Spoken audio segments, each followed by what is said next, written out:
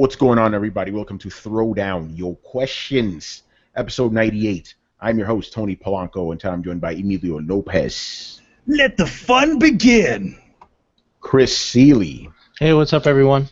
And Carlos Romero. Yo. All right, people, we're here for another episode of this crazy. By the way, I gotta kind of scald you guys a little bit, man. What's up with the questions this week, man? Ain't nobody asked us nothing. Yo, man, you scolding them? You burning them? You know, it's like, come on, guys. So if you guys are checking us out in the live chat, feel free to answer questions. You know, ask us shit. We'll answer them. You know, but you know, we'll fluff it up with some stuff. There's some interesting things to talk about outside of the questions. First off, I should have done this on the last episode. Need to do it now. I want to give a big shout out to my man Kofi from Kofi Plays. I was on his podcast last Monday. A lot of fun stuff was going on there. Kofi's a good guy, man. Like, you know, he's like, you know, it's funny. I was talking to Mike A about this Hate of Greatness, right? Like every African guy we run into in this industry is always from Ghana. It's hilarious. When I first met Kofi, I'm like, yo, my man, you from Ghana, aren't you? He's like, yeah, I am. You know, so yeah, I was on his show. We were talking shit. It was a lot of fun, you know.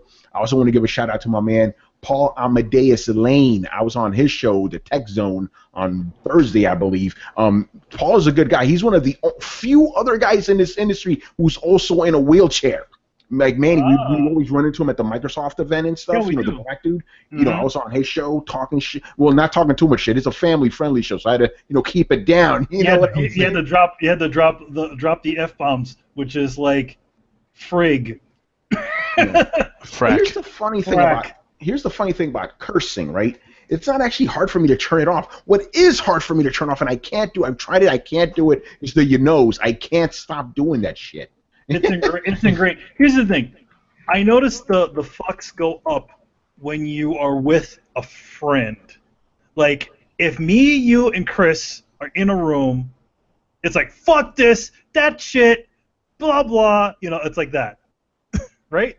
Yeah, well, I mean, you've seen that E3 with those professional guys, man. I'm still Tony. I just don't curse. Like, I don't think about it. I just don't do it, you know? So that's easy. Cursing is not ingrained in me. You knows are ingrained in me. I think that's true. It's like, it also, like, it depends on the situation. It's like, usually when you're closer friends, that's when the F-bombs start dropping. But then when you're, like, around everybody else, or even if we're in public, we kind of, I mean, we automatically do it, too.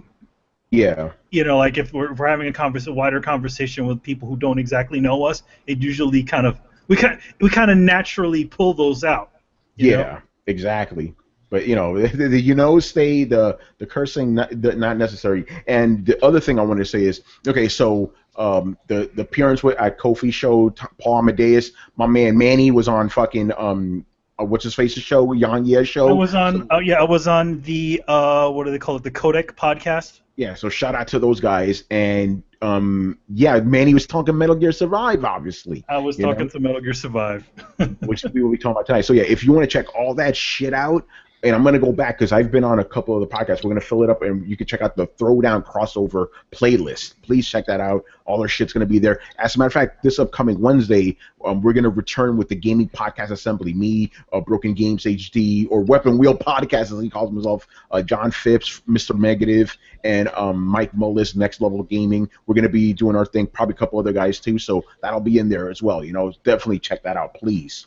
You know, and then the last thing is, obviously, I want to dedicate this episode to Rachel as well. You know, for you guys who may not have known, Rachel unfortunately lost her fight with cancer. You know, we gave her a nice, like, send-off episode, and then we, you know, dedicated the last episode of Throwdown to her. I'm like, hey, you know what, let's do Throwdown Your Questions to her, too. Get both of them, you know? I want to thank everybody who's, you know, reached out, told us stories and stuff, you know.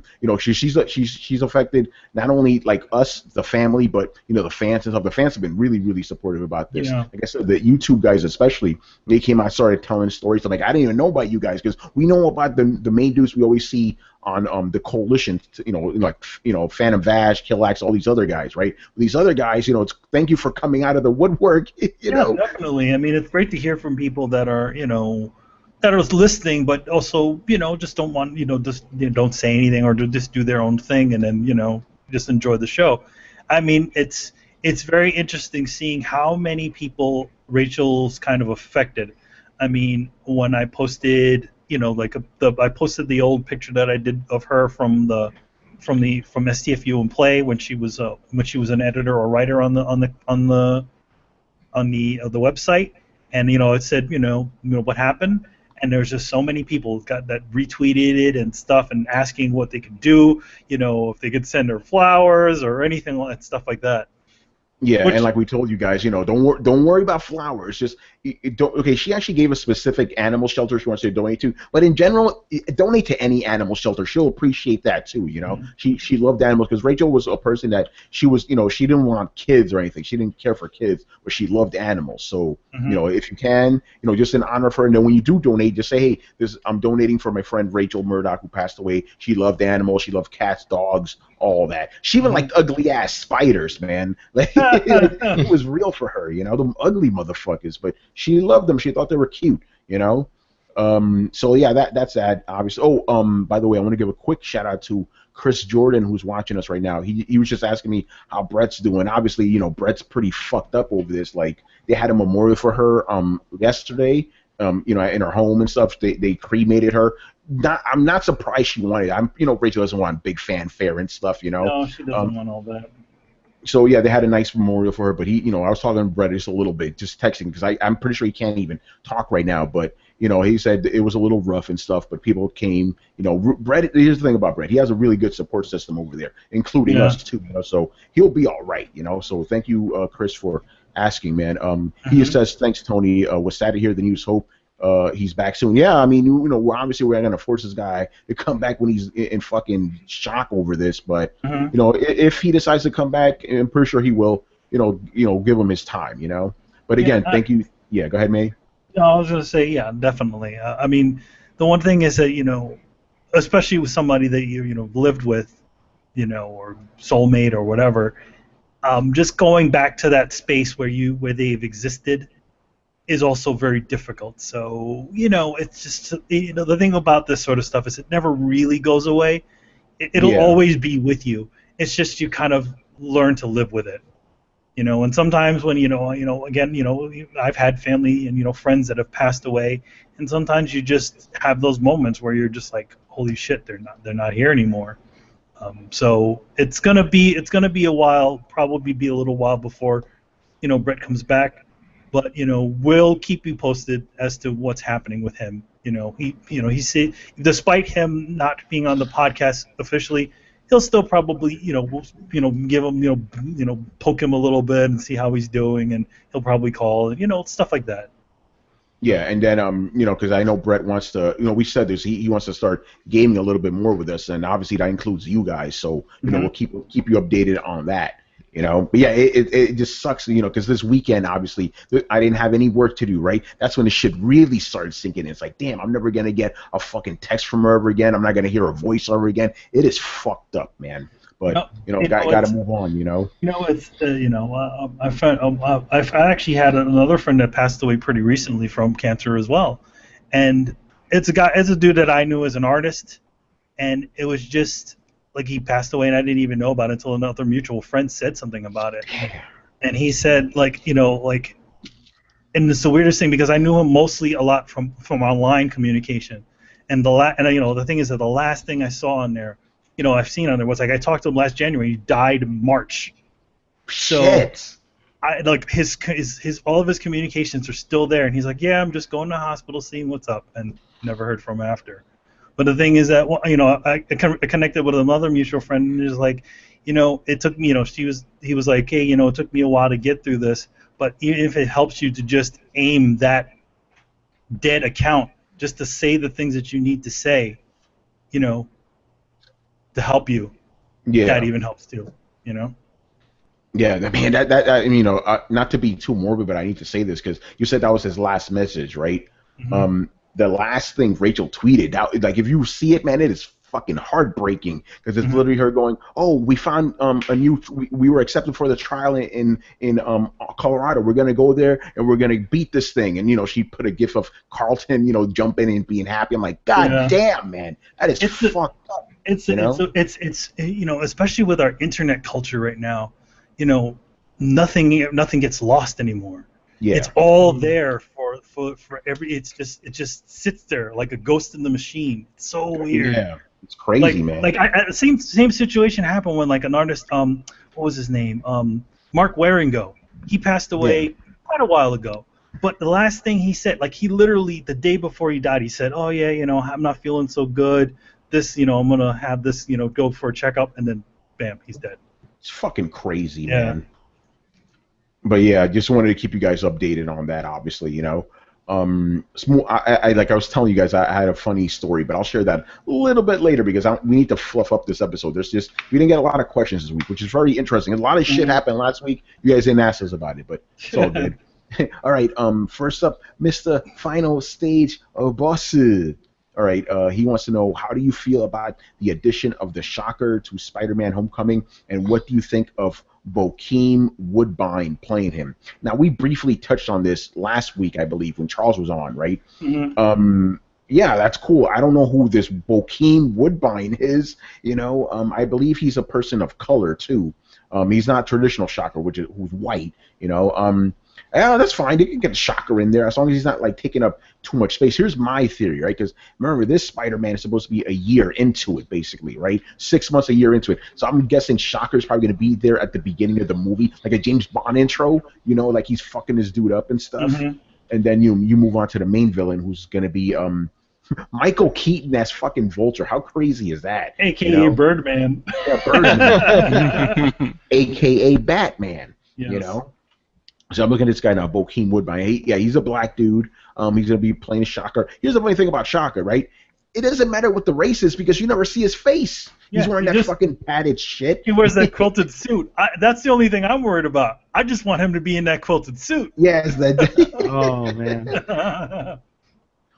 This guy's like, this is not an old age, but he's 43 years old. Very interesting. So he's going to have a teenager. My man's from Harlem? All right. I like this guy. Yeah, man. Like his bio. Yeah. Like the guy that plays Black Panther is in his 40s too, man. Oh, shit, those people don't age, man. Yeah, black don't crack, man. That's some serious shit. Or maybe it's just minorities don't crack. Because Hispanics, we're notorious for that shit too, man. We're old and shit. We don't look that old. Like for me, for example, like now that I started losing weight, everybody thinks I'm in my late 20s. I'm like, I wish I was in my late 20s. Shit. And my fucking mom, she's in her 70s. She don't look 70, It's all that Sazon and Goya, All right. So what do you guys think about the Shocker being in the movie and this dude playing him? I'm cool with it. I mean, the thing, you said it right there. We barely see the Shocker in the comics, like actually without the mask on. So, that's fine. Here's the thing. I think people are get less annoyed when it's characters that people don't give a shit about as being changed, the races being changed around. The minute you swap out some other guy, for a main character, then people start going. Blah, blah, blah, blah, blah, blah. Look, this is how it goes with Spider-Man: Homecoming, right? Shocker's black. Fucking Flash Thompson is Indian, right? Mm-hmm. Liz Allen is black too, I believe. No one gave a shit. No one said anything. We changed Mary Jane's race. People went nuts. Mm-hmm. So yeah, you're right. It's all Again, when Nick Fury they changed, nobody gave a shit. Well, I think they kind of pre-did that because it was in the Ultimates universe, and they're like, but moviegoers don't know that. Oh, yeah. They just know Samuel Jackson. Oh, we like Samuel Jackson. It's just like if you switched anyone in Marvel and said this guy will now be played by Denzel Washington, immediate pass. They'll be like, oh, I love Denzel Washington. Every white person knows Denzel Washington. He's great. Well, it's not only that. Like these lesser-known characters to the mainstream audience, they don't know who these characters are and what the origins are. Yeah. So I don't know Shocker is white. I never seen him without the quilt on his face. Right. Yes. You're right. So, Chris, what do you think about this? Yeah, I'm totally fine with it. Whatever they want to do. I would love to see Miles Morales Spider-Man, but I'll take what I can get. Here's my. I'll get to that later because I have a theory about Miles Morales. I think I know the same exact thing about that too. Yeah. All right. Carlos, what's your thoughts on this?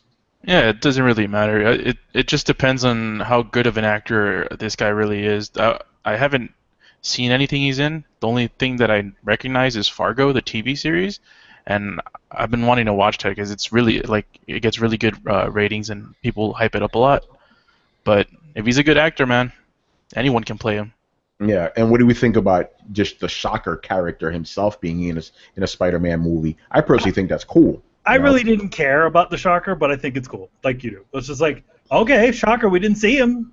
To be honest, I want to see Mysterio. Fuck that shit. Ooh, that would have been cool. Here's the thing about Mysterio. He can't just be a side guy. He needs to be the main villain. Oh, no, Shocker, he could be a side guy, Like, Mysterio's a heavy dude. But my theory about Miles Morales is they will bring him in a few more movies. That's when they're going to bring my man in, Yeah, that's what I think. Because they will bring him in. I have no doubt they'll bring Miles Morales in. It's just give it a little bit. Spider-Man will be in college. He's like, and he sees this kid walking around. Hey, I'm Miles. How you doing?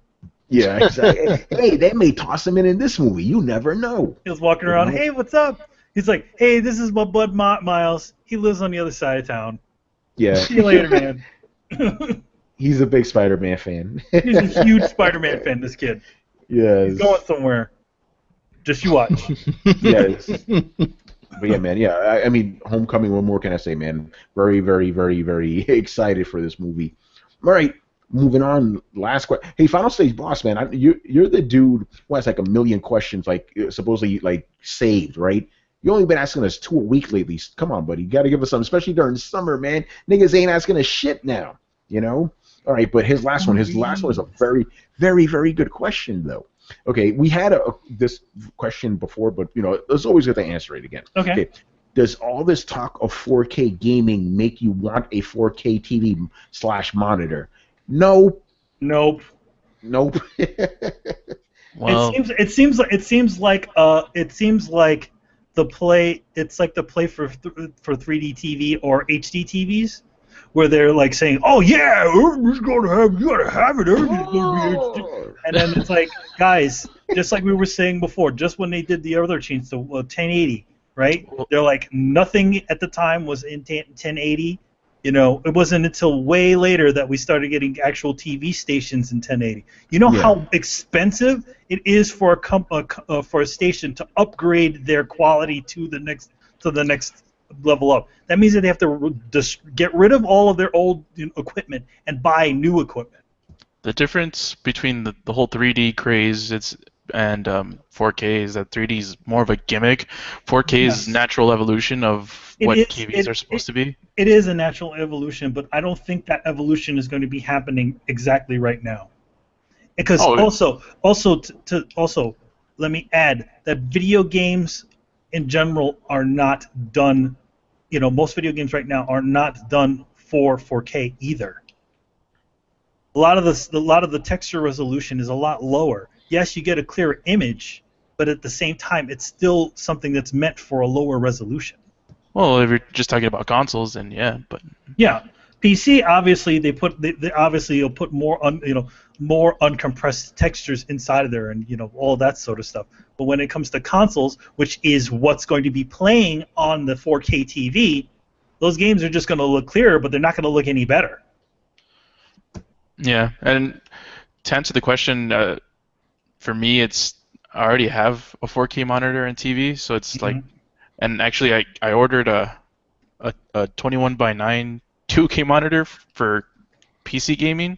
Oh shit! So I'm kind of like, to a sense, downgrading, like from 4K to 2K, but it's that 21:9 aspect ratio, which is more like a cinematic, more immersive feel. And it's like a curved display too. So, and the good thing about that is that it's less taxing for my PC. So it's and a higher frame rate as well. My new monitor is going to be like 75 hertz. So my computer is going to be able to process it better than a 4K monitor or a 4K game would. But yeah, I don't know. 4K TVs and monitors are just going to be inevitable. So even if people don't want them now, it's going to happen. Oh yeah, definitely. Oh, no, I agree. I completely agree with you. I think now. I think now is not. Yeah, exactly. Now is not the time to be worrying about any of it. Like I said before, when 4K becomes the monitor or TV that's the only monitor that you can buy outside. Right. That's it. 4K is the thing. It's almost there. We're almost at that point. When I go like to Costco or Sam's Club, Mm-hmm. The first 2 rows of TVs are all 4K. Like I just was listening to it the other day, and they're all like you have to go in, and then you'll find the LED TVs, the 1080 TVs. Plasmas are gone. LCDs are gone. They've phased those out. 3D TVs are gone. They're buried wherever ET was buried. They just threw them away. And yeah, so 4K is in, and they're getting cheaper. Like they're more reasonably priced. See, that's it, and that's when it starts to become a thing, because that means that the companies will start releasing. They're even doing it now. The Blu-rays are starting to come out in 4K. A lot of companies are reissuing all of their 4K, all of their media in 4K options. That it's going to happen. But the thing is but I don't feel like we should. It should never be like, oh my god, I got to get this now. I feel like we got to wait. We at least for consoles, we should wait a little bit until it all comes to pass. Manny, you just reminded me of something when you mentioned 4K content. So I recently bought Batman v Superman in 4K. Son of a bitch. Yeah. Yeah, but so I was thinking, what's the next ultra the 4K Blu-ray I'm gonna buy? Oh, let me look at Civil War. Nope, not coming out for 4K, man. I'm freaking pissed. I'm like, man, that would have been. I would have bought that, pre-ordered that shit right away, man. Here's the thing. Granted, films are usually done in a higher resolution and then pulled down. Older films are a little bit more difficult. A lot of those were done on film and they have to be rescanned. So a film like the Lord of the Hobbit, that was done at 4K at the time, or beyond 4K, incredibly huge. So it's future-proof. But some of the older films, they can't really do that.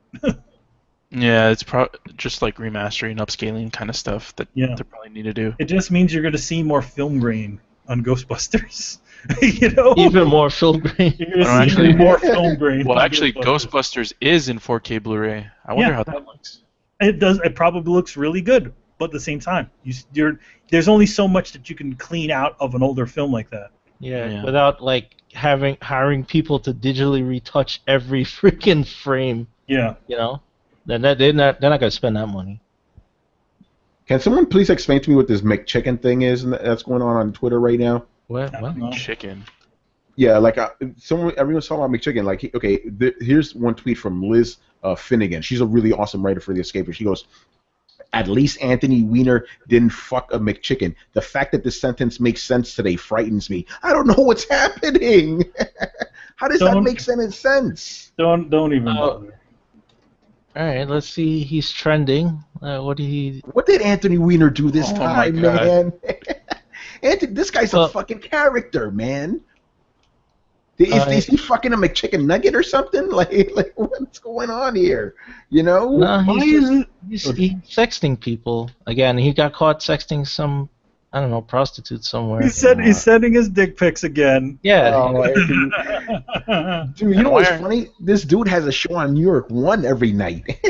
Anthony, it's funny. I saw Anthony Weiner jogging in the city once. I'm like, oh my god, that dude. Oh shit. He looked like a douchebag too, right? In real life, you wanted to slap the shit out of him. Yeah, he just looks like he just looks like any other dude. But come on, dude. It's only so many times you can fuck up. What is that, 3? Well, I don't know. What does he do now? Is he just working for New York 1? Is that what he does now? Wait, Anthony Weiner sexted busty brunette while his son was in bed with him. What the fuck? Yo, this dude is a character. Ooh, damn, hold on, this chick has some big titties. That is some true shit. Oh, God. Look at this guy. Anthony's sending his pictures again. He's sending his dick pics. This good woman is fine, though. Damn, I can't blame him, but still, it's don't do that publicly, son.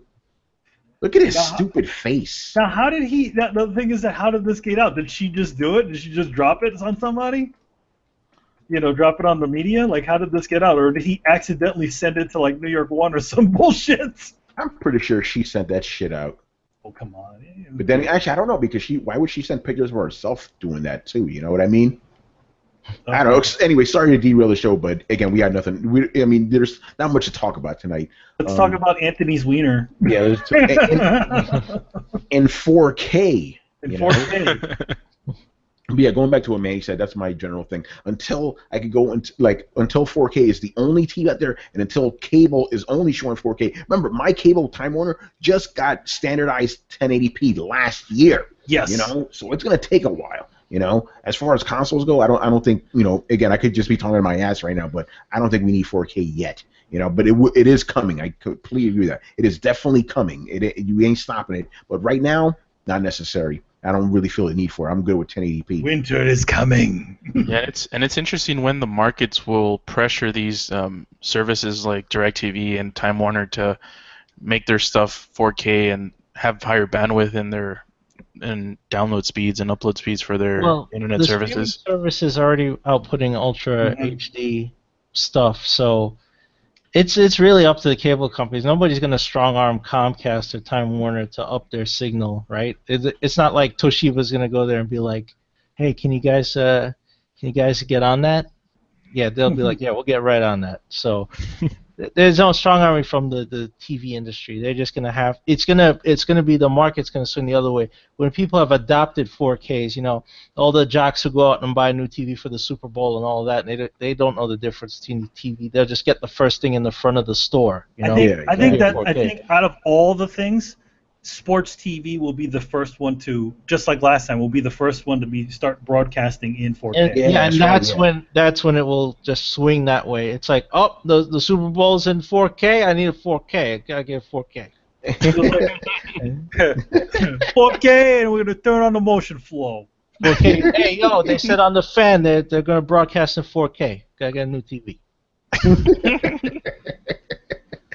Oh man! All right, let's move on. Let's move on here. Mr. Killax 214. By the way, special little shout out to Killax. I liked his story that he said about Rachel. He was like, every time he watches Man of Steel, he thinks about her when that badass Kryptonian bitch comes out. Like, because remember Rachel, when we were doing a spoiler alert for that, or spoiler cast for that, she's like, you know, I looked at her and I was like really weirded out because she looks just like me and she acts like me. So that's what he remembers, that crazy Kryptonian bitch. All right. So Mr. Killax asked, this is a very, very good question. I understand the intent behind it. I know what you're trying to do, man, but we're gonna get you with a couple of different answers here. Okay, if Kojima was still with Konami today and Metal Gear Survive was announced, would you still hate the game or praise it because Kojima's name is on it? Again, I know what you're trying to do, you know, because the theory is like, you know, hey, you know, if Kojima made this game, you guys wouldn't be saying the same shit. Actually, I'm gonna go first. I would actually be madder. Because I would be like, okay, Kojima, you sunk down to this level to making the most trite bullshit. Really, you have fucking lost it, son. That I would actually be harder on this game if Kojima was behind it. Or the other thing that happens is, like, obviously Konami forced him to make this game. Yeah, so so the situation would be worse because, like, okay, one, either Kojima has just lost all sort of talent by creating the most hackneyed bullshit, or Konami is really just coming down with that fist. So we would actually be, or me personally, would be even madder if that was the case, you know? Yeah, it would be. Here's the thing. This has actually happened before, just at a smaller level. You know that there is a Metal Gear mobile game, right? There's also a Metal Gear Solid 4 mobile game. Now the thing is, these games weren't actually made by Kojima, but he had people in his company kind of, you know, they were forced to kind of make these sorts of games. Yeah. So this is just it would just be a larger level version of what happened before. Yeah, Carl's getting here, man. You want to say something? Yeah, I would still trash the game for looking like shit, but yeah, at least for me, I would sort of kind of give it the benefit of the doubt until it comes out. Because it is Kojima. Because Kojima, I mean, he still commands some of my respect, unlike Konami. Like, Konami doesn't have any of my respect right now, so it's like, okay, Kojima's releasing this. Yeah, it could be that whole Konami is forcing him to do it, or maybe he has something in mind. And it's probably going to be shit, but at least I would give him the benefit of the doubt until I actually play the game. Here's the thing, if Kojima did make this sort of game, there would have been some sort of exterior addition to it. It wouldn't have just been... We would have seen a totally different trailer. We would have seen a bunch of different things. Because it would have been a more of a Kojima game. Even if he was forced to make the game, it would have still had that oddness that is part of the Metal Gear verse. Yeah, there's something else I want to add, but I want to hear Chris's thoughts first. Chris, if Kojima was behind this, what would you say? No, I'd be incredibly disappointed. I would really question his judgment. Like this to me is just lazy and pathetic. So if he was like, yes, this is the next installment of Metal Gear, I'd be like, yo, this is insane. You're out of your mind. Like I would literally question reality. No. Yeah, now this is get to the real heart. Obviously, we answer the question to indulge the hypothetical, right? The fact of the matter is, Kojima would never make a fucking game like this, man. Yeah. Like, this under certain circumstances, I think. Again, like we said, if it were the situation that Konami probably forced it out of him. Yes. Or just like a lot of other certain Metal Gears, it was developed by another studio.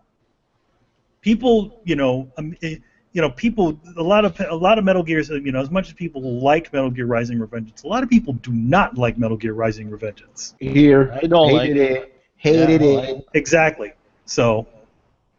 Yeah, it might have been that sort of situation. Kojima, left to his own devices, will never make a game like this. This guy, if you look at his entire career, nothing about his career has said standard, has said ordinary, has said trite. None of that. It's always been innovative in some way. I mean, look at Metal Gear Solid 5, right? The reason that game didn't live up to his usual standards is because of Konami, going, okay, that's it, you're fucking done with this game. It's costing us too much. Kojima always has put out quality shit. This is the reason we give this man so much praise on this show, right? He would never do something like that unless he was forced to do something like that. And then even if he was, he would try to make it his own thing. Yeah, he would make it interesting. He'd make it interesting. It wouldn't just be a cash grab. So I would say, it would have been under some sort of duress that he would have made this game. It's part of the reason why that stupid Metal Gear Online arcade game exists. Nobody cared about that thing, and it was obviously not fully it wasn't really a Kojima game. Yeah. Yeah, I'm glad you asked that question. Because there's some people that just blindly would just go with Kojima just because Kojima. Like, no, dude, we all love Kojima here, but we would question him if he really put out something like that. You know? He would still. I mean, obviously, nobody's infallible. He can obviously make a total dud. Hey, he may fuck up with the new game. Death Stranding, I mean, as much as the one thing I do support about is that he's actually doing his own thing. But there is still that chance that Death Stranding could be a piece of shit. Yeah, you know what? Death Stranding could be that George Lucas moment. This is what I mean by that. You saw what George Lucas makes when he's not reined in. You get the prequels, right? You don't have when you have nobody tells you no, don't do that. You may have an issue there. So we may see Kojima may be a George Lucas. He may be a George Lucas. We don't know that because he's always had people reining him in, right? But at the same time, the reason we're excited for that is because he's finally getting to do his own thing. But it could also prove, hey, this guy ain't all that, Exactly. So he's not. We praise this guy to high hell, but we don't never see him as a god. He's a human being, and he may fuck up one day. Nobody is infallible. Everybody makes a dud at some point. Yeah. It's just bound to happen. Kojima will too. Watch, it will happen one day. All right, so let's move on here. Next question: what canceled game do you wish would have been finished and released? Any of those 6, or I forgot the number, but it was like 6 different Legacy of Kain games in development or something. Oh, yeah. Any one of those, man. That's what I would have wanted. Fucking, I'm still pissed off about it. We got Nosgoth. Really, that piece of crap. Fuck Nosgoth. Anyway, what about you guys? What games that were canceled midway through would you have liked to have seen completed and released? To me, the one that pops up in mind is Star Wars 1313. Oh shit! Yes. That trailer, man. That trailer was so incredible. It looked amazing. It looked, and I was just waiting for it, man. And then it got canceled after after Lucasfilm sold to what's it called? Disney, yeah. That's when it got canceled, and I don't know. We might get like a spiritual successor to whatever was left of that game, but that game I was just waiting. Like I wanted it as soon as I saw it. To be honest, I feel like they should take. I mean, I don't know how much development was actually done on that game, but they should just take whatever the hell that was and just make a totally new game off of it. Yeah, I mean, well, one of the Disney executives was actually asked about that game, and they said, "Hey, listen, man, we own that shit. We're not going to take it off the table. We may bring it back one day, But the thing is that will it be an infirmature type of game? Like, will it be that, or will it just be like, Yeah, I know what you mean. Yeah. Because that was the whole thing about it. It was a more adult look at the Star Wars universe than previous games and movies. Yeah, this one would obviously be. But we'll see, because maybe EA will have some more mature Star Wars games. We don't know that yet. Obviously, Star Wars Battlefront wasn't, but we'll see. Manny, canceled games. Canceled games. I don't know. I can't remember very many canceled games right now. I guess I'm gonna go with 1313. All right, Chris. Oh, PT Silent Hills, man. Oh yes, there you go. The ultimate one, Yeah, that. I mean, we were all excited for that. Hell yeah. Yeah, that's like the ultimate answer right there if you really think about it. Totally forgot about that one. Wait a minute. Chris then goes Star Fox 2. Didn't that come out? No. It never came out. No, that was for Super Nintendo. They canceled it to do Star Fox 64. That's right. And then Ika Rush, he goes StarCraft Ghost. I remember that. Oh my God! Yeah, Chris, that's your one right there. You were waiting for that one. I was. I remember following the development of that, and then Blizzard killed it. And you're like, how the hell do you get Joe Madureira to do all these drawings for the goddamn game and it's canceled? But you know what was the draw of that game? It was supposed to be Metal Gear in the StarCraft universe. Yeah. Right? And you play from the perspective of a ghost, and you do sneaking missions and stuff. I was like, I was so excited, and then they killed it. Mm-hmm. By the way, guys, going back to what we were talking about earlier, this is one of those cases where I don't like being right about shit. Yeah, the reason McChicken is trending is because some guy fucked a McChicken sandwich. What the hell? Oh, what? It was on video. Okay. Yeah. The headline of this thing is, why is the McChicken trending on Twitter? Because there is a video of a guy fucking one, of course. God damn, people, don't fuck chicken sandwiches, man. What's wrong with you? And the worst thing about that is that the McChicken's not worth $1 anymore. Oh, shit. I can't believe I'm legit on a podcast telling people not to fuck chicken sandwiches. What kind of world are we living in? Anyway, I think we pretty much... by the way, any of you guys in the comments, please let us know if there's any canceled games you wanted to see brought back. And also, because there's more of you watching, if you have any questions for us, please ask us, because we're a little light this week. Right, and remember, there's people in Ethiopia who don't have the luxury of fucking chicken sandwiches, so just think about them. Yeah, while you're wasting food. Yeah, exactly. Yeah, you're gonna fuck a chicken sandwich while some dude would love to eat that chicken sandwich, but not once your dick's been inside of it. Obviously, you don't want to eat that. But then again, he may eat it. He's that hungry. Just think about that. There is somebody out there that's willing to eat your cock-stained fucking chicken sandwich because he's that hungry. All right, you ungrateful bastard. Man, this world is crazy. But then again, it doesn't surprise me. Somebody, what this dude must have watched fucking American Pie. Like, I got something better, man. Fuck me a chicken sandwich. Oh man, how do you even do that? I don't know. Anyway, next question: will Sony reveal an Elite Dualshock 4 controller at the PlayStation meeting or Sony meeting? I fucking hope so. We need that shit. I know they will introduce a newer DualShock that's going to come with the Slim, right? That's it hasn't been official yet, but that's what the reports are saying, right? So we're definitely going to get an upgraded PS4 controller, but will it be an Elite too? I don't know, but I definitely hope so, because we need one, man. There it is right here. This is a cool controller. It's just these things rub out after a while, Actually, these ones, on this one in particular, this is the PlayStation 20th anniversary, right? These are actually better than my old ones. These have held out pretty well. They actually did upgrade that one. Yeah. Wait, what am I talking about? It's not official. We know it's official. The new one has the light bar in the front and stuff, so we're gonna get that, But yeah, an Elite version, we don't know, but I hope so. What do you guys say? I just hope that they. I mean, if they ever do, I strongly doubt it. But if they do, you know how Xbox has their own Elite controller that you can replace the thumbsticks. Man, I wish I could replace those thumbsticks on the PS4 controller on the DualShock, because I hate the fact that the DualShock 3 had the just the circle ones, the concave up ones. Yeah. The thumbsticks, and then sort of the DualShock 4 came out with the sort of compromise between the old one and then sort of concave.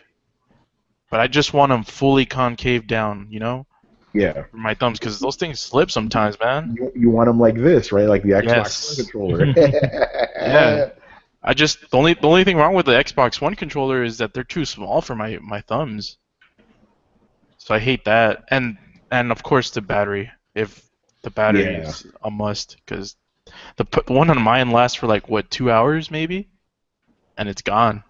Yeah, 2 hours, shit. Yeah. I mean, mine lasts about 5, but which is still horrible, you know. No, mine. I don't know. Mine sucks. It seems like every time I play a game, it's out of battery. Yeah, this is why I always have because I have 3 controllers. I always keep charging them interchangeably and stuff. You know, you have to. Yeah. Go ahead, Chris. Oh no, I wasn't saying anything. Oh no, I mean, go ahead. What do you think about this?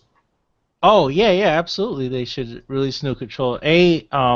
Up the battery life for sure. Do we need the light on the front? I was thinking about that. Do we need the light at all? Yeah. You need it for the VR nonsense, you know. Yeah, but there should be an option to just turn it off. Yes. Just all the way. They could put that in a firmware update. Just let us turn it off, because if we're not using VR, the light doesn't need to be on. It's wasting power. We'll put a better battery in there. Improve the thumbsticks. I say just put a split, smaller button on the top instead. Nobody uses the trackpad thing button. We don't care. It's usually like a select button. Just like the map button. Yeah, the just menu, yeah. do it. Make it something else, because there's no game that uses that anymore.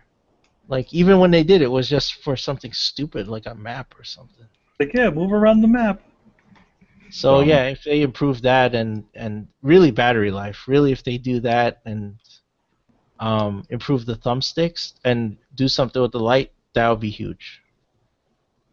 Yeah, because pretty much everything else is pretty good. I can't really see too much improvement on the rest of the controller. Right. I mean, unless they're going to make it modular and let you pull out the D-pad and move all the sticks around or something weird like that, but I don't know. I don't think that's happening. Yeah. Yeah, the DualShock hasn't changed in more than a decade.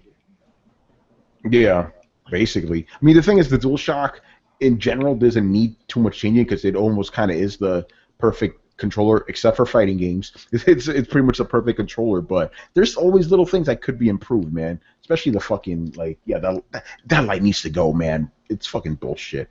I like the novelty of it sometimes, like when you have a torch on in friggin' Tomb Raider and it changes fire color. that is kind of fun, but again, you don't even see the colors most of the time, you know. Well, yeah, because it's all facing off of your controller. I'm thinking that's the reason why they put a little bit of a see-through element on the top of it, so that you know that it's actually doing something. Yeah, that reminds me of that thing Cat Williams said. It's like, yo, man, did you know that when you get spinning rims on your car, you can't even see them shits when you're in your car? I feel the same way about fucking light parts. There's all these colors going on. I don't know, you know. Hilarious. I mean, it does help when I'm playing a video game at night, and then I set it down. I go to the bathroom. At least the controller's glowing, so it tells me exactly where it is. I'm not going, looking around for it. Yeah. That's it. All right, and the last question here. This is the ultimate one. Super Mario World or Super Mario 3? Which one is better? Ooh. I don't know, man, because Super Mario World is almost like an upgrade of Super Mario 3.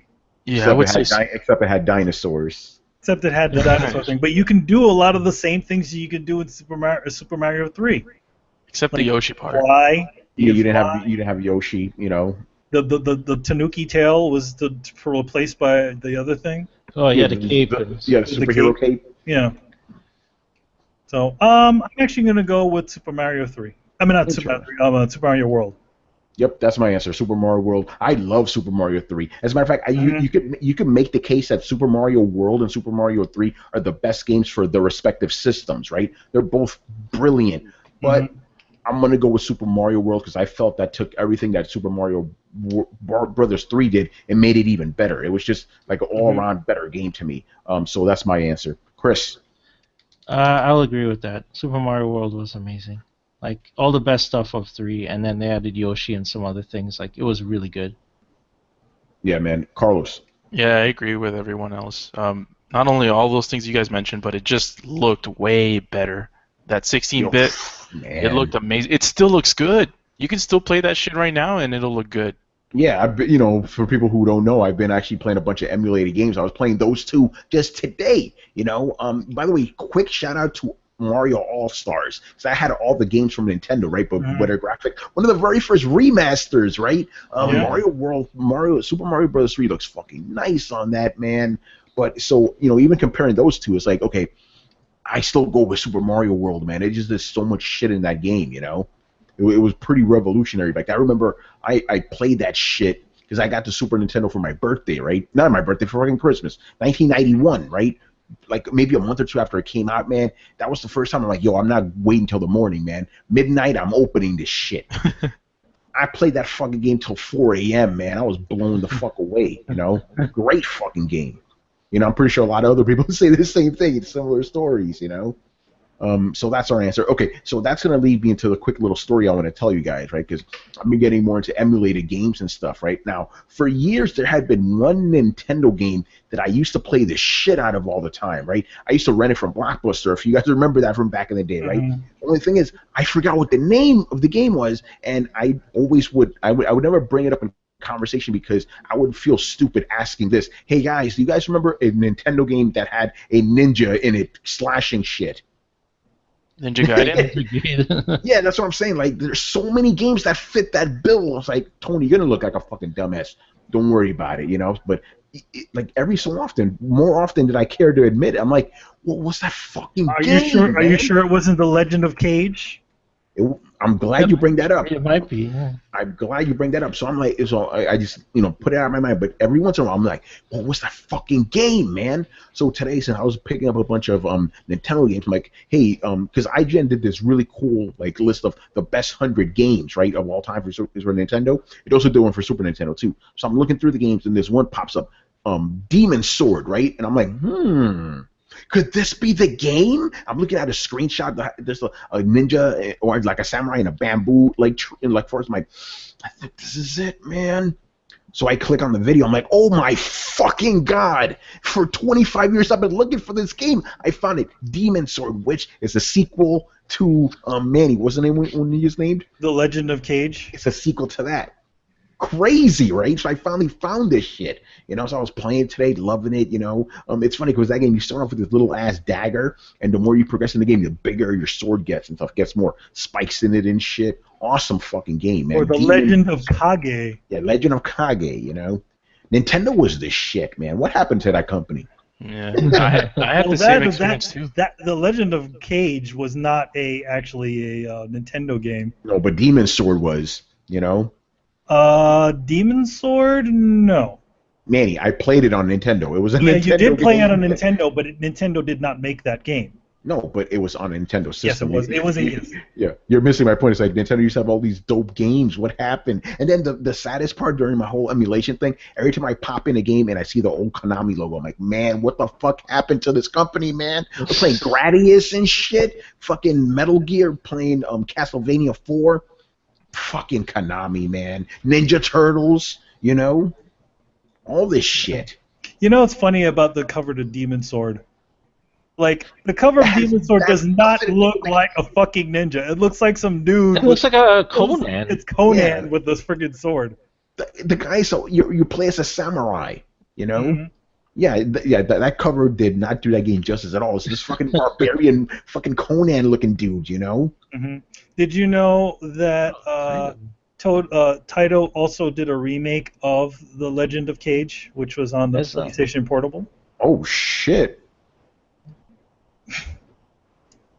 And there was a sequel on the DS. There was an official Legend of Cage 2. Man, bring back fucking Demon Sword, man.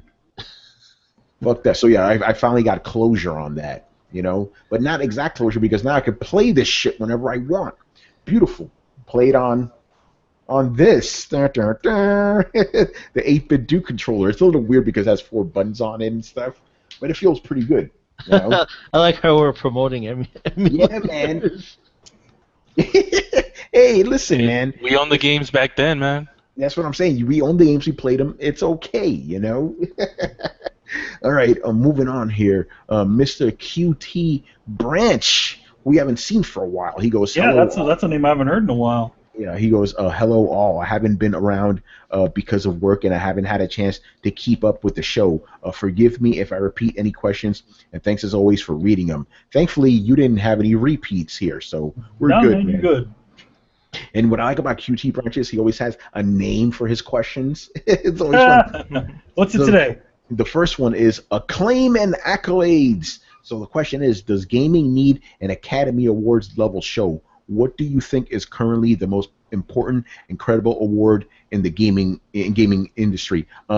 If you've heard the Throwdown, you already know my stance on this. No, we don't need an Academy Awards style level show, and I think all award shows, not just video games, are full of shit. So I would just burn all of them. There's a lot. One thing about award shows, there's a lot of stupid politics behind it. That's what I'm saying. I'm all award shows. Yeah, the politics is very simple. It's just money. Yeah, all those judges are basically bribed to vote for the best picture, best whatever, best song. Like the VMAs are on tonight. That's full of shit. Golden Globes full of shit. Emmys full of shit. Like it's all bullshit. You know, it's like how does fucking Robert De Niro not get an award for The Godfather, but yet gets one for fucking Scent of a Woman? Yeah. That's stupid. Well, Robert De Niro. You mean Al Pacino? Al Pacino, excuse me. He gets it for friggin' Scent of a Woman. He's fucking sucks in that movie. Watch him in The Godfather. Hey, you didn't even get one for Dog Day Afternoon, man. Exactly. So what it is, it's usually politics. It's like, oh shit, we didn't give him it for fucking The Godfather. So yeah, let's give it to him for this. Or Serpico. Man. It's even the what's it, the Emmys or whatever, the music one, right? Whatever the music. The Grammys. The Grammys. You knew they were full of shit when they gave the best metal album to Jethro Tull over Metallica and Jethro fucking Tull. Not a metal band. Jethro Tull is a good band, but they're not a fucking metal band. Yeah, over Injustice for All. Are you fucking kidding me? All award shows are so full of shit, and video game ones are no different. So, is there any credible ones out now? No, none at all. The only one we have, the biggest one, is the VJs, and that's politics out the fucking ass. They give awards to every game. They try to find a way to give a game a freaking award. And remember that one year when the cast of The Walking Dead showed up to the VGAs, and you're like, who's gonna win Game of the Year? Yeah, it's gonna be that Walking Dead game. Yeah, exactly. It's so full of shit, man. Even when fucking Dragon Age won, the only reason it won, even though it was a great game, was because it's a fucking EA game. You know, it's fuck that award show. The VGAs in general is a giant advertisement block for you. Yes, it is. That's why everything, that's why whenever you watch it, it's even fucking hard to tell what's the goddamn commercials and what's the goddamn actual show. Because they're constantly showing trailers during the show, and then when they supposedly break, there's more trailers for stuff that is coming out. Dude, yeah, you pointed out. Remember, every single time a person came out to accept an award, what did they have right after that? A trailer for their new game. They had a trailer for the new game. It's like, hey, we got what was that? King's Quest, right? Was it King's Quest? Yes. King Quest. They're like, yes, we're giving King's Quest a lifetime achievement award to the creator and all that stuff. Oh, by the way, there's a King's Quest game coming out right next year. It's so fucking transparent, though, man. So I don't give legitimacy to any of this shit. And we definitely don't need, the thing is, you could consider the VJs the Academy Award style level, and we don't need that shit either. Fuck all that, Yeah, like, keyword, it doesn't need it. Yeah, it doesn't. Thank you. Fucking bullshit. All right. Moving on here, IP freely. Copyright law has become more and more complex to protect content creators, or moreover, to keep a never-ending supply of general money in the pockets of bloated dynasty companies. Disney. Disney. Wait, Disney. Friggin' Warner Brothers with the DC characters. Yes. So the question is, what do you think should be the maximum amount of time a copyright can be held before it becomes public domain? This is a very interesting question, because my thing is, I'm just going with the law. The copyright says as long as you keep paying for it, that's your right to, No, but they changed the law to favor it. It used to be 56 years. Yeah. So the amount of time necessary for you to create a work and then you pass, right? Yeah. If you die, the work goes into public domain. That was the original idea of the old copyright law, and I think the 70s copyright law kept that. It was the DMCA that screwed everything up, and that was lobbied by companies like Disney and stuff. They just basically bribe their way to keep characters out of public domain, which is wrong. Like, they shouldn't do that. Also films, because you realize that films like Gone with the Wind and Wizard of Oz at this point in time should probably be public domain by now. Well, the books are, so you could use Wizard of Oz, but you can't use anything from the movie, right? Mm-hmm. But the books are public domain. Yeah, but the thing is that it's complete irony on Disney's part to withhold characters from public domain, considering all the money they make is off of stories that are in the public domain. Yep. They adopt Hans Christian Andersen, they adopt Shakespeare, they adopt all this stuff, and they are making billions of dollars, and yet they're like, no, you can't use these characters. But that's how public domain works. It allows creators in the future to use your properties and expand on them in the future, exactly how you make your money. Mm-hmm. All right, so you basically think like there should be like a time where like, hey, Superman, he's public domain now. Like, you think that should happen? Should have been public domain years ago. Yeah, absolutely. Same thing with Captain. But just to play devil's advocate, doesn't that dilute the character? Because if you have everybody making their own Superman story, what makes him special? That's not how that works. You see, you can have a character like the Hulk because Dr. Jekyll and Mr. Hyde is in the public domain. See, so it's not a watered-down character. You get a refresh of it. You get a new take on it based on the age and the time that's happening. So we're talking about the Cold War. We're talking about the threat of nuclear bombs. So they change the character to adapt to that time period, and then the Hulk is born, right? But all he is Dr. Jekyll and Mr. Hyde. He's exactly that, right?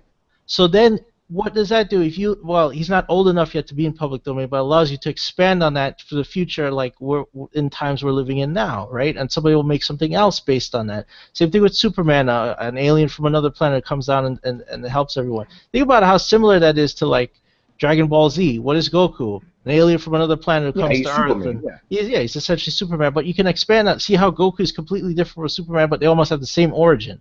Yeah. But I mean, we've seen a bunch of Superman like clones throughout the years, obviously, Well, sure, like Captain Marvel, Supreme. But does that bought them all? And irredeemable, But does it water down Dracula? That's true. I know what you're saying. Dracula is public domain. Yeah. That would be interesting if all these characters became public domain, like Spider-Man and Superman and Batman and stuff. I mean, Warner Brothers has the most to lose. Their characters are like older, right? I mean, besides Cap and stuff, like Marvel has old cats. Submariner would go in public domain immediately. Captain America, so the older guys, but Spider-Man and stuff will hang around for a little bit. So you think it's fair to go back to the old copyright laws? I think they should. I think it would force innovation. That's what it would do. What Disney and these guys are doing is they basically are paying to stifle innovation. They're saying we can buy whatever we want, we can hold on to the copyrights so nobody else can use them, and then we will then actively go out and sue you if you make anything similar. See, that stifles innovation. If you open up the copyright and say like, these characters are now in the public domain, you had your time with them, they're now out there, it not only forces the company to come up with something new, but then people can now take these characters and take the ideas and make something new. See how that works? Yeah. By the way, quick shout out to Charles Singletary, who's in the chat room right now. He was with us. He was on with us last week, I believe. So, what's up, Charles? All right, go ahead, Charles.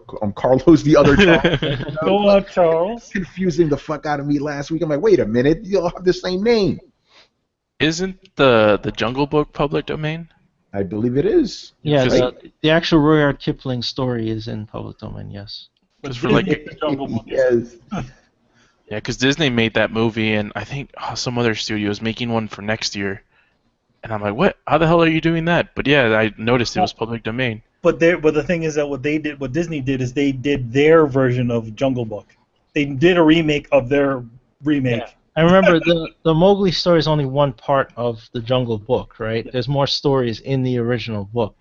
So Disney might steer you and go, why don't you do one of those stories, right? And stay away from Mowgli and that story. Which the thing is that there was another movie. There was a movie with what's his face, the dude from Jason Scott Lee.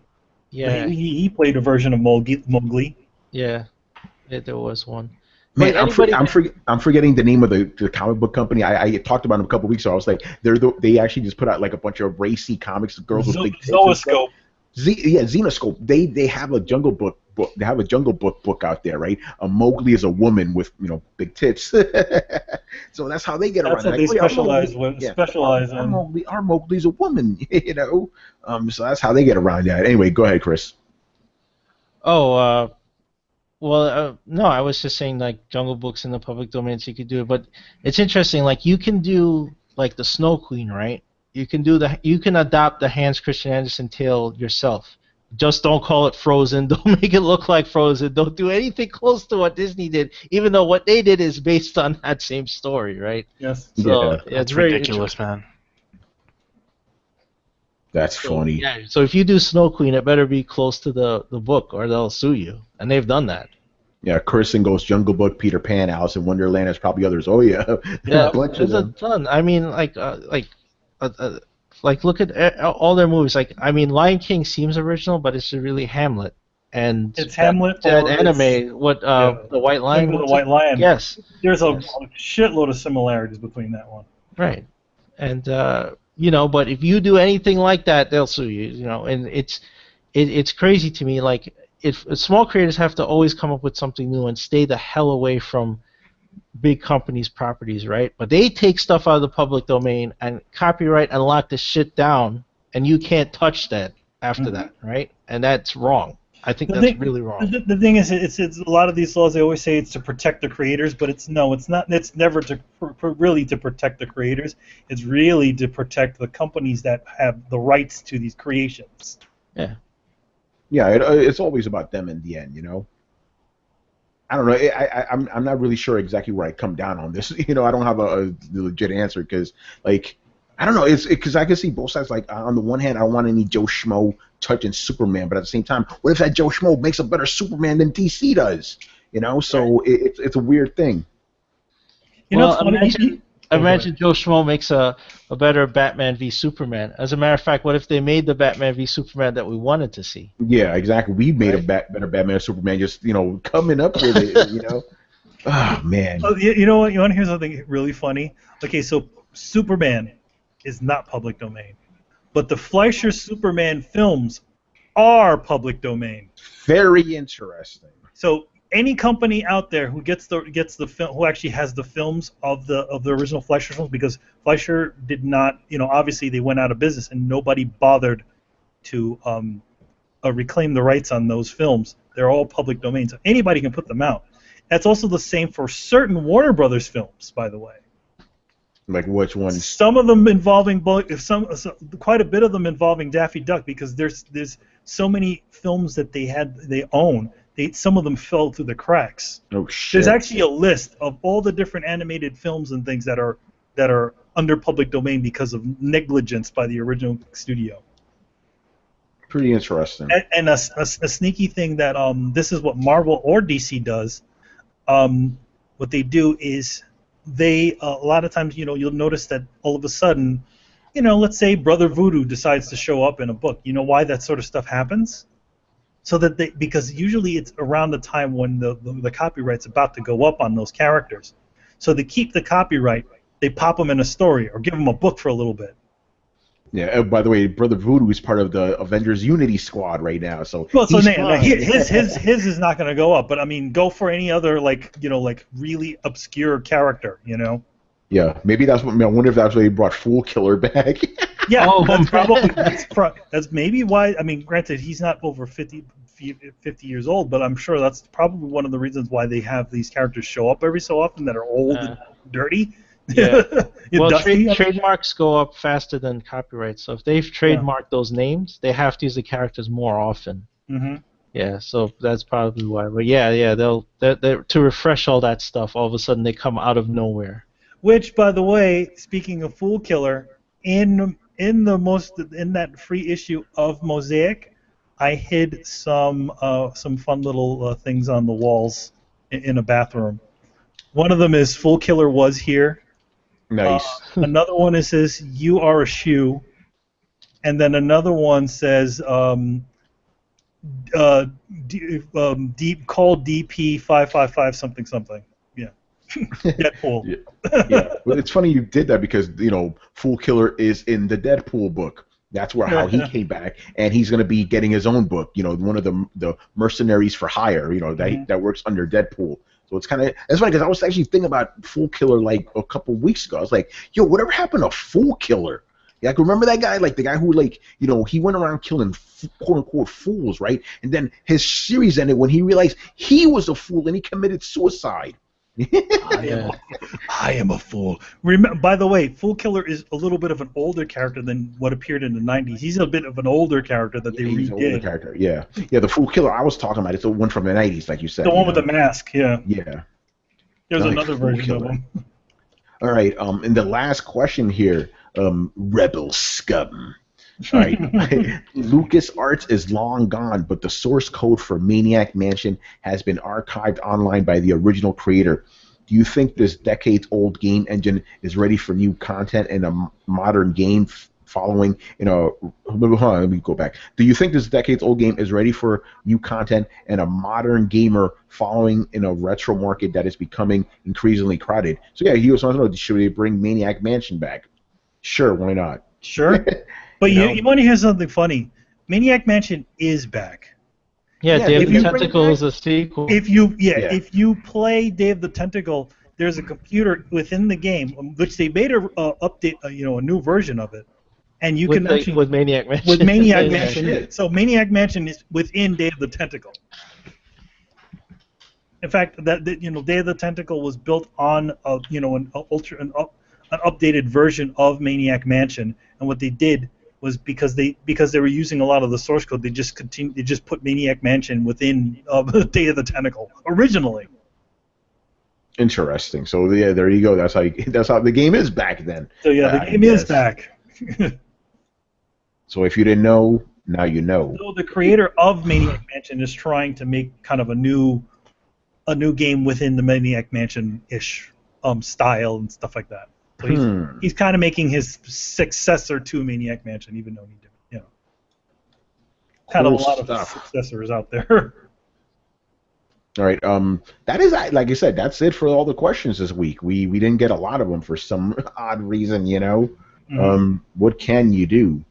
By the way, I want to give a quick shout out to ADHD Gamer. He did ask us. I guess we'll just answer it because we have much to talk about here. Are you guys excited for Resident Evil 7s? My answer is I'm happy that Capcom is going in this direction because Resident Evil 6 was such a fuck up. They had no choice but to completely just start over from scratch. But at the same time, I'm a pussy when it comes to this sort of game, so I'm not going to be playing it. I may watch you guys play it, but I'm probably not going to play it myself. But I do like the fact that you will actually have guns and stuff in the game. That was confirmed. The thing about it, how was it that you were able to play the original Resident Evil? Was it just not spooky to you? I had guns, dude. So what it is, it's the powerlessness of the game that keeps you a little spooked. Right? Yeah, because think about the demo I was playing, right? I was scared shitless, and I thought to myself, dude, if I had a shotgun, I wouldn't be scared. Anything that moves, I'm shooting it. Yeah, that's the one big thing about horror games. It's like there's that weird fine line that if you have something scary, like you kind of lose all of that when you start becoming empowered by weaponry, Yeah.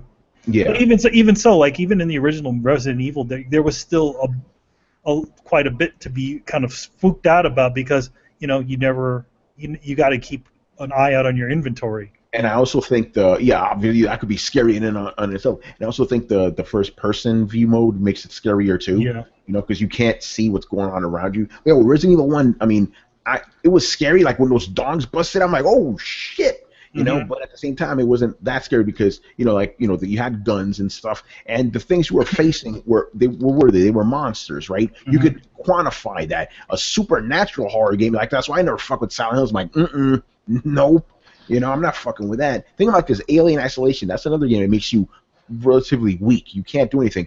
But it was scary. I was able to deal with it because what are you dealing with? You're dealing with a xenomorph. This is an animal and it behaves by specific rules. You know how to circumvent that and you'll be okay. It'll never just pop up out of nowhere. It's like it has to behave, like within the confines of physical reality. It's in other words, it's not a goofy MacGuffin where it's like all of a sudden you walk in a room and everybody goes, it doesn't make any sort of sense. Yeah, what you said on the head right there. When with scary games, like the stuff that scares me is stuff that doesn't make sense. Like supernatural stuff where it could literally just come out of nowhere with no rhyme or reason. Then it's scarier than something like, okay, this motherfucker is after me. Remember Manhunt? Yeah, that was a scary game too. But people behaved in a certain way. You know how to, I guess, manipulate them to act the way you want them to. Right, same thing with the alien, right? It's like, okay, I want this alien to go here. I'm going to do something else, right? But with a supernatural thing, you don't know what's going to happen, Yeah, because there's not ways to lure the supernatural thing, and especially with like PT, where is it just each situation was slightly different than the last. The friggin' ghost could just pop up behind you and kill you instantly. Yeah, exactly. Or you just be walking, you look at the window, there's a fucking ghost just looking at you. It's like, nah, man, you can't be doing that, But the funny thing is, this is only for me when it comes to video games. When it comes to horror movies, that shit doesn't scare me at all. I'm just like, I would get bored most of the time, especially ghost movies. I almost fall asleep. It is boring as shit. But in a video game, totally different. Very interesting, I hear The Conjuring's not bad. The Conjuring. Oh yeah. I saw. By the way, guys, I saw fucking Don't Breathe. This is actually a pretty good film. All right, explain that to the people who don't know, because even I asked, I'm like, you saw what? What the fuck is that? Okay, Don't Breathe is literally it's a horror film, and maybe it could be considered a slasher. I don't know, but in it, these three kids are kind of like they live in Detroit and they're like robbing houses to get money, so they want to get out of fucking Detroit because Detroit is a fucking hellhole. Anyway, they stumble on this guy who supposedly his daughter died and his this is all in the trailer, by the way. His daughter's died and he has a bunch of money. So the other twist on it is that he's blind. The thing about it is that this guy is a lot more than what everybody thinks he is. He's not an invalid. So I don't give the whole movie away. Yeah. There you go. Take it from there.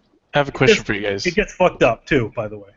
What's up, dude? What do you guys think was the main reason Resident Evil 5 and 6 were the way they were? They weren't really like survival horror games; they were more of like shoot 'em ups.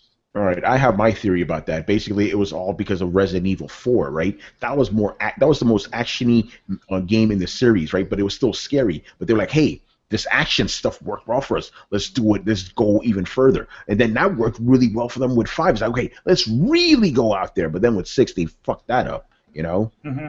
So yeah, that's why they went down that route, because people. Let's just be honest. Horror games, even though they've been making us resurgence, people are more likely to play an action game over a slower horror game, Yeah, and I remember the trailer for RE5 was that was kind of scary, like that scene where they were trapped in the place where the executioner was. Yeah. And I was like, oh shit, this looks pretty intense. But then when you started playing it, it's like the dude's a fucking joke. Yeah. It's like, yeah, he just kind of walks around like, yeah. It's a different Resident Evil. You have the main dude, Chris Redfield, punching boulders. But the game was so fun, But then, you had 6 come out and fucked that up completely. Because you know what? There was 2 parts because that game was trying to serve 2 things. Yeah, and it didn't do either very well. Yeah, it was like, oh, we're going back to horror. But then the thing about the horror elements of the Leon section is that they were horror that didn't make any sort of sense. You see a dead body on the floor. Okay, it's dead. But most of the time when you can shoot the body on the ground, you can kill it. But no, for some reason it only activates when you walk past it. Yeah, it's so stupid, Like one of the latest games I did that when I was playing was, Demon Souls. Like, no, if you see a body and he's gonna get up, you could kill it right there and then. You don't have to wait, So Resident Evil wasn't like that. It's like you can shoot it all you want, empty your entire clip, nothing. As soon as you walk past it, then he activates. So stupid. That game was terrible, man. But yeah, that's the main reason they just went with action because that's what sells, Because Resident Evil 4 was the biggest selling game in the franchise history. Resident Evil 5 sold even more than that. It's like, okay, let's keep going in this direction. This is what people want. Speaking of Resident Evil, when I went to see Don't Breathe, Resident Evil Final Chapter. Oh, with man. Mila Jovovich. Fucking the movies. I dropped that shit after the first movie. Like, you told me about the second one. I'm like, that sounds dumb. I'm good. I'm not going to watch this. Literally, the part of it I thought was hilarious was like, the guy was like, it was the tyrant who was the dude supposedly from the first, not the tyrant, the nemesis, from the guy who became the nemesis, and Mila Jovovich, right? And then the guy's like, we need to show which project was the more powerful, and you must fight. And I was like, oh my God. Mortal Kombat. Yeah, I wanted to hear the Mortal Kombat song. It literally was like fight in Mortal Kombat. By the way, I want to quickly say in the comments here, Barry Burton goes, Resident Evil 6 needed more Barry. Barry Burton. Oh man. You might be a Jill sandwich. Oh. Well, hey, Barry, I'm guessing you like Resident Evil Revelations too, right? Had Barry Burton in that. That game was trash too, man. Oh. I played that shit. Ugh.